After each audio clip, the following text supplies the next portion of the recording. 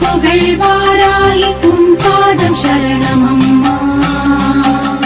சந்நிதி வந்தோம் மனமுருகி நின்றோம் பாடினோம் சுப்ரபாதம் பாடினோம் சுப்ரபாதம் பாடினோம் சுப்ரபாதம்.